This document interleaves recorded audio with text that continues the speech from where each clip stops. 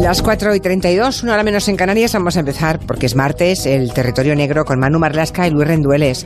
Buenas tardes a los dos. ¿Qué tal? Buenas tardes. Buenas tardes.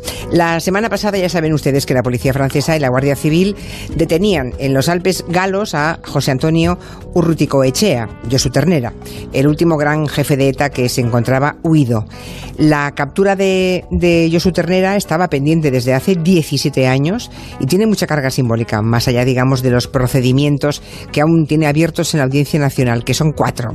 Ternera fue responsable de la banda terrorista en los años de plomo, ¿verdad? Aquellos años duros en los que Meta quiso doblar el brazo al gobierno español, poniendo muchos muertos encima de la mesa de negociación. Bueno, pues de ese Ternera, del Ternera terrorista, digamos, es del que hoy nos van a hablar Luis Rendueles y Manu Marlasca. Empecemos, si os parece, por contar detalles de esa detención que se produjo a primeras horas de la mañana del jueves pasado, ¿no?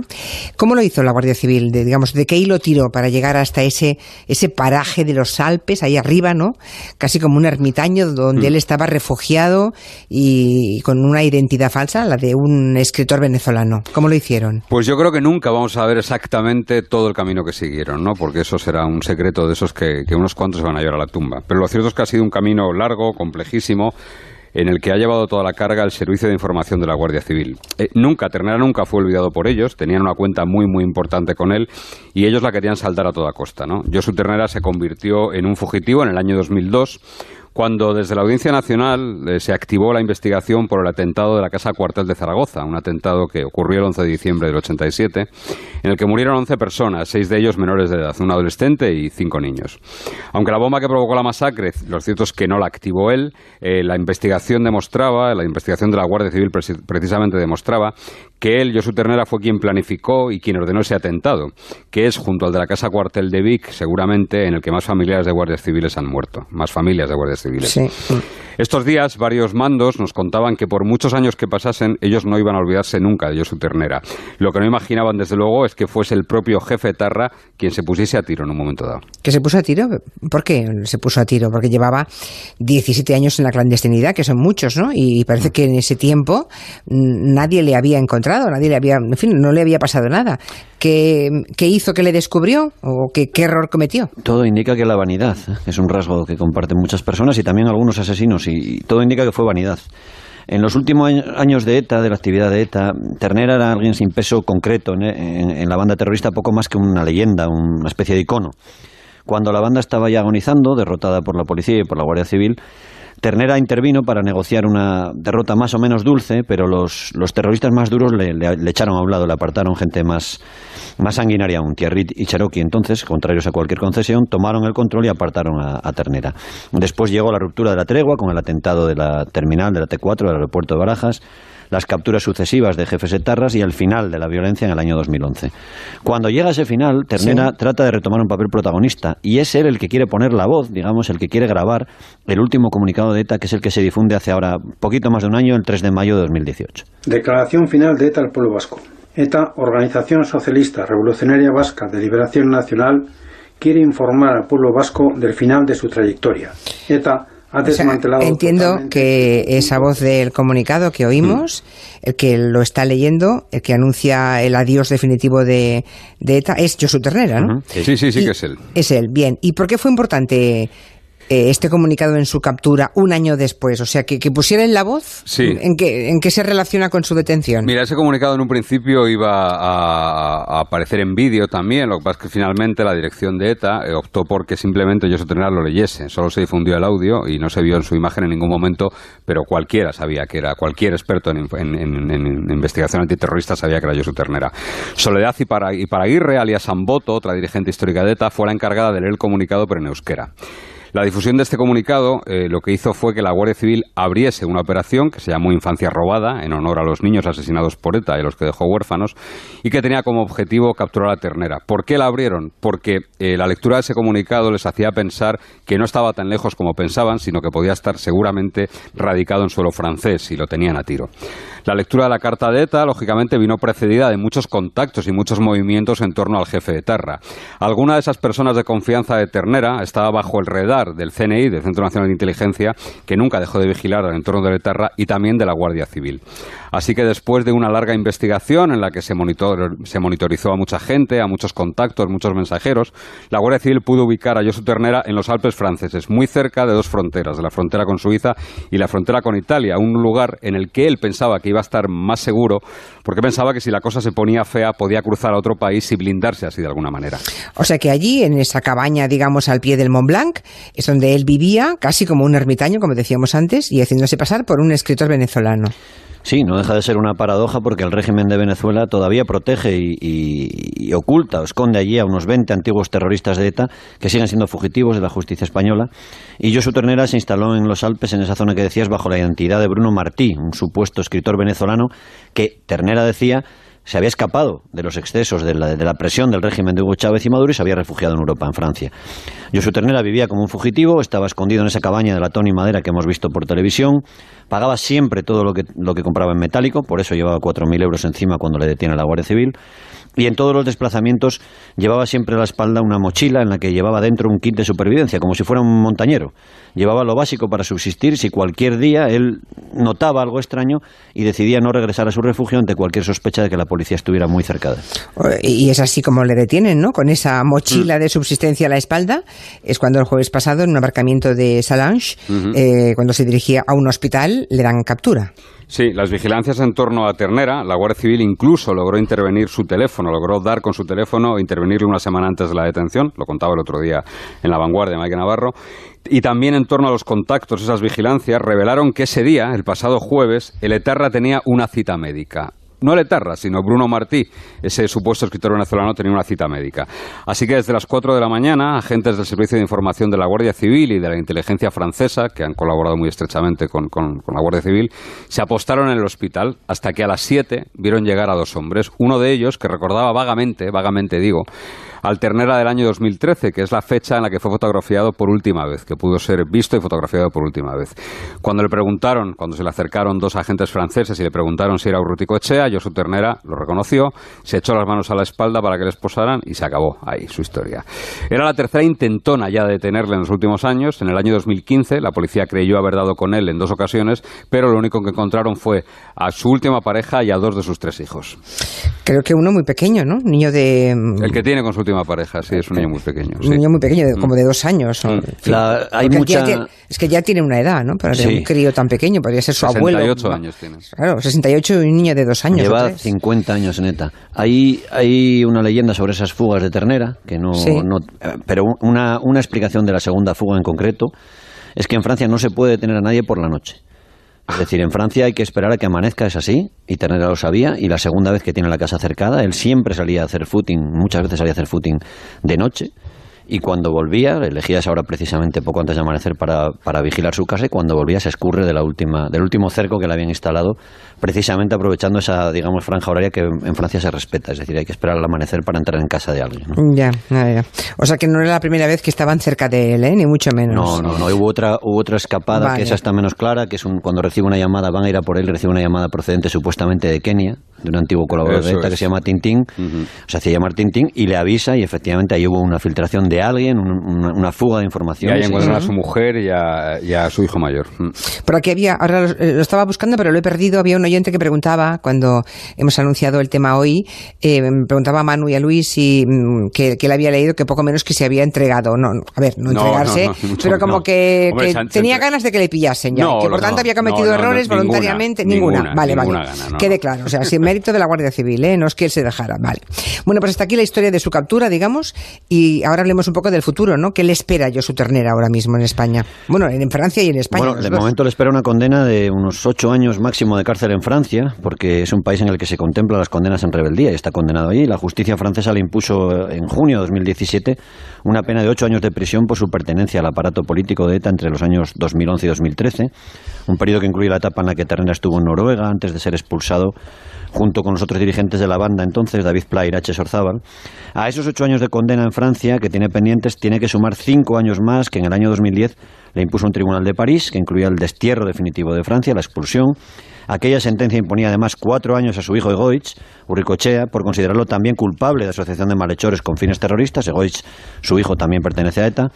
Josu Ternera tiene ahora 10 días, está acabando ese plazo, para conformarse con esa pena o recurrirla, lo que implicaría la repetición de esos juicios. Es decir, si él recurre, se haría el juicio en su presencia. Ya. En cualquier caso, le espera una buena temporada entre rejas en París, donde ya está. O sea, por las condenas hasta ahora mismo dictadas son 13 años. Sí. Solo con eso ya son 13. ¿Que puede aceptar o no? Bien.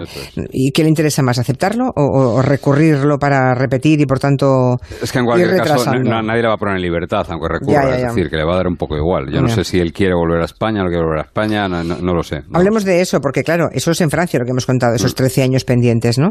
Pero en España tiene varias causas abiertas, ¿no? Tiene 4. Esa que evocaba, por ejemplo, la Guardia Civil en el nombre de la operación, eso de infancia robada por los niños que murieron en el atentado de la Casa Cuartel de Zaragoza. Sí, ocurrió, como decía antes, el 11 de diciembre del año 1987. Henri Parot, Henri Parot, el que dio nombre a la doctrina Parot, su hermano Jean Parot, Jacques Snall y Frédéric Arambur formaban un comando que se llamaba Comando Argala, comando itinerante, que era el arma secreta de Francisco Mujica Garmendia, de Paquito, que en aquel momento era el responsable de la banda, uno de los responsables de la banda.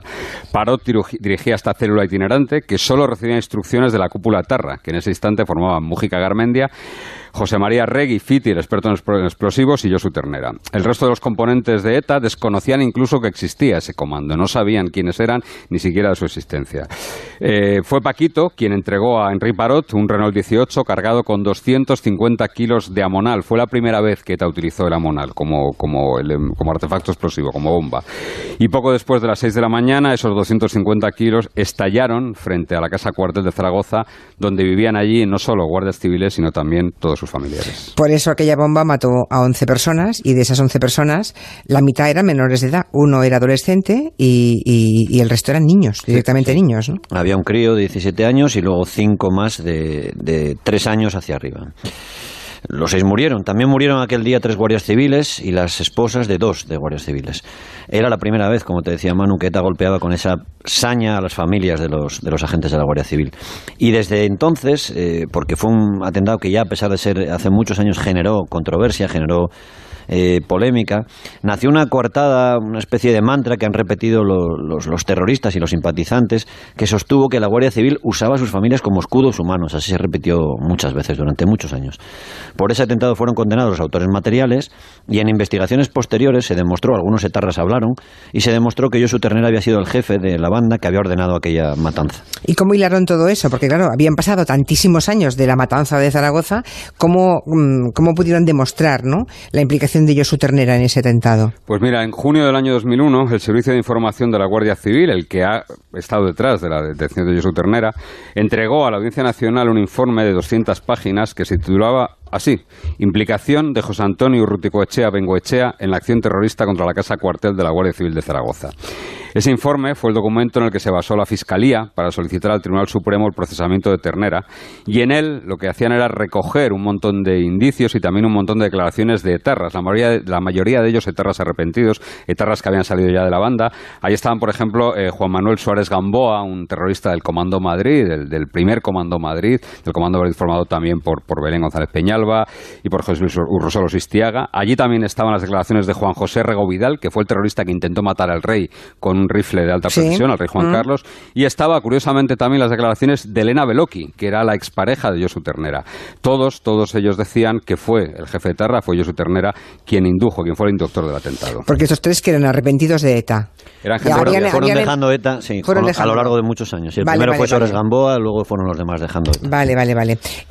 Por todo esto, en el año 2002, la justicia le buscaba, ¿no? Sí. Para que diera explicaciones de lo que habían declarado esos excompañeros suyos, claro. Sí, eso es, aquel año, y lo decimos también para que estas tentaciones que tenemos de que todo está peor ahora que nunca y hay cierta corriente de decir que ETA ha ganado, etcétera. Aquel año, en 2002, Josu Ternera era diputado del Parlamento Vasco y ha sido elegido en 1998. Yo lo recuerdo en el Parlamento, tan tranquilamente, tan ricamente. Sí. Formaba parte de la Comisión de Derechos Humanos. Exacto. Había sido elegido en el año 1998 en las listas de una de las marcas blancas de Ribatasuna, entonces se llamaba Euskal Herritarrok. y fue citado por el Tribunal Supremo para declarar. Era diputado y tenía ese privilegio, ese derecho. Ternera en ese momento formaba parte de la Comisión de Derechos Humanos y decidió poner tierra de por medio y volver a la vida en clandestinidad. Sí, apareció y desapareció. Bueno, pero no es la única causa esta, la de Zaragoza, que tiene la justicia española pendiente con Ternera, con Josu Ternera. No, Josu Ternera también está procesado por ni más ni menos que crímenes de lesa humanidad, junto a otros 3 exlíderes de ETA, por todos los asesinatos cometidos por la banda terrorista desde el año 2004. ¿Por qué desde el 2004? Pues porque en ese año fue cuando se introdujo el delito, la figura del crimen de lesa humanidad en nuestro Código Penal. Y nuestro código, como cualquier código de una democracia, no puede juzgar con efecto retroactivo, es decir, solo puede juzgar desde que entra en vigor ese delito, ¿no? La juez Carmen Lamela, de la Audiencia Nacional, emitió auto de apertura de juicio oral, no solo para Josu Ternera, sino para Mikel Carrera Sarobe, alias Sata, para Atizol Iriondo Yarza, alias Gurbich, y para Garizkoiz Aspiazu, alias Cherokee. Si bien en ese momento no pudo hacerlo para Ternera, porque en ese momento se encontraba fugitivo ya llevaba 2 años huido. La causa lo que hace es recoger 7 atentados mortales cometidos por ETA desde el año 2004 y le imputa un total de 25 delitos de asesinato terrorista, como los que acabaron con la vida. Y esto pasó hace nada, lo digo porque como somos de memoria frágil, digo que acabaron con la vida de los ciudadanos ecuatorianos Carlos Alonso Palate y Diego Armando Estacio en la T4 de Barajas en diciembre del 2006, sí. El que acabó con la vida del concejal socialista Isaías Carrasco en Mondragón, Guipúzcoa, en marzo del año 2008, el que acabó con la vida de Juan Manuel Piñuel, un guardia civil en Leguítano, en Álava, en mayo de ese mismo año, del año 2008, y el asesinato del brigada Luis Conde en Santoña, Cantabria, en septiembre de ese mismo año. Esa causa por delitos contra la lesa humanidad en España también atribuye a la cúpula de la banda y por tanto a Josu Ternera los atentados siguientes que acabaron con la vida del empresario Ignacio Uría, tiroteado en Azpeitia, en Guipúzcoa, en diciembre de 2008, del Policía Nacional Eduardo Puelles, asesinado en Arrigorriaga, en Vizcaya, en junio de 2009, y de los guardias civiles Carlos Sáenz de Tejada y Diego Salvá en Calviá, en Baleares, en 2009, en verano de 2009. O sea que políticos, el último fue del Partido Socialista, fue Isaías Carrasco, ¿verdad? En un peaje, sí. En un peaje, en 2008, ese fue el último político, los demás fueron el empresario y guardias civiles. Policías y policías, efectivamente. Bueno, son por tanto ya los últimos atentados de ETA, los últimos muertos de la banda, pero hay otros procedimientos aún más, porque este es el segundo, pero hay más contra Josu Ternera. Sí, el aún entonces juez Baltasar Garzón le procesó en el año 2008, ya llevaba 6 años huido, junto a otras 42 personas, por una causa que todo el mundo conoce como la causa de las Herricotabernas, que no es ni más ni menos, que probablemente es el golpe menos mediático, pero es seguramente el golpe más efectivo que se le ha dado a ETA, porque fue el mayor golpe a la estructura de financiación de la banda terrorista. Claro, si cortas el dinero... Se cortó todas las vías de financiación de ETA, salvo las de los secuestros, lógicamente, quedaron cortadas ahí. Ternera fue excluido del auto de apertura del juicio oral porque entonces, como digo, se había fugado ya, así que todavía no ha sido juzgado por su participación en aquel entramado que acabó sentando en el banquillo a 36 personas en total en el año 2013. En total, 20 dirigentes de la ya entonces ilegalizada Batasuna fueron condenados por un delito de integración o colaboración con organización terrorista. Y llegamos a la última causa abierta contra Ternera, que es del año 80, fíjense, 1980, aunque su implicación en esa acción, digamos que no se establece la relación de Ternera con ella hasta 25 años después. Eso es, Ternera tenía entonces 30 años. Se trata del asesinato del directivo de la empresa Michelin, Luis María Ergueta, que era el directivo, digamos, encargado de negociar las condiciones de trabajo, el convenio colectivo con los trabajadores de Michelin, ¿no?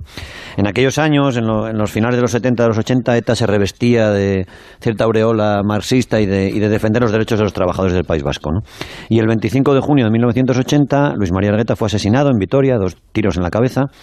2 trabajadores de esa fábrica de Michelin fueron condenados luego por colaborar con la banda terrorista y reconocieron a Josu Ternera como el terrorista con el que ellos, los trabajadores, se reunieron 2 veces y al que le dieron fotos del que iba a ser asesinado, de la víctima del atentado, de su jefe, de uno de sus jefes.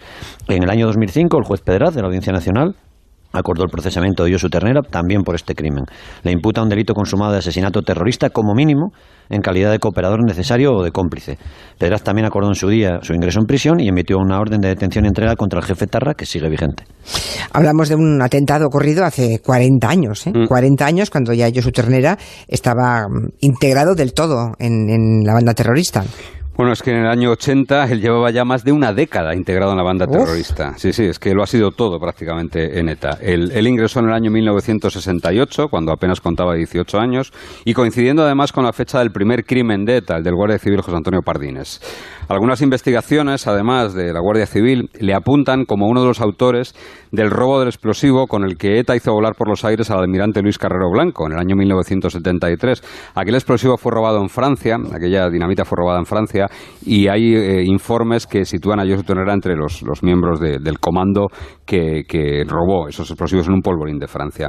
Recordemos que ETA se escindió en dos, en la rama militar y la rama político-militar. Una rama lo que decidió fue optar por la política, pero Ternera optó por integrarse en la vía militar y allí creció muy rápidamente. Enseguida se integró en el aparato internacional, pasó por campamentos de entrenamientos argelinos, sobre todo. Entonces había un entente cordial entre el régimen argelino y los terroristas etarras que entrenaban en ese suelo, y trenzó alianzas durante su mandato como jefe del aparato internacional con otros grupos terroristas, como el IRA irlandés, que ha sido probablemente la alianza más fructífera que ha tenido ETA.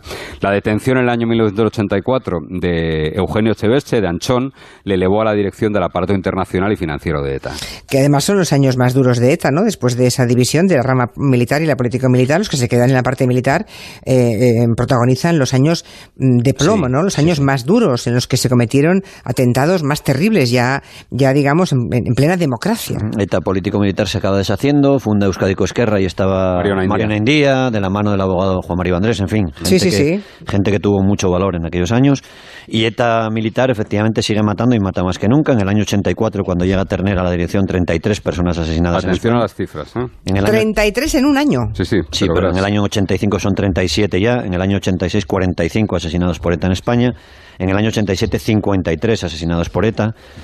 Lo digo otra vez, Julia, por el tema de la tentación de pensar que estamos peor que nunca. Sí, señor. Es el último año, en el año 87, es el año que Ternera se consagra y llega a lo más alto de la dirección de ETA porque muere en Argelia Domingo Iturbe, Chomin.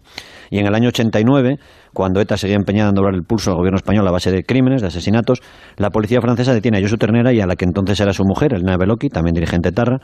Ternera es condenado entonces a 10 años de cárcel por asociación de malhechores, uso de documentación falsa y tenencia ilícita de armas. Pasa 6 años en las cárceles francesas y en el año 96 lo entregan a España. Aquí cumple 2 años de prisión más, no tenía nada más pendiente, queda en libertad y poco después, supongo que para blindarlo, le presentan a diputado y se convierte en diputado del Parlamento Vasco, como hemos contado.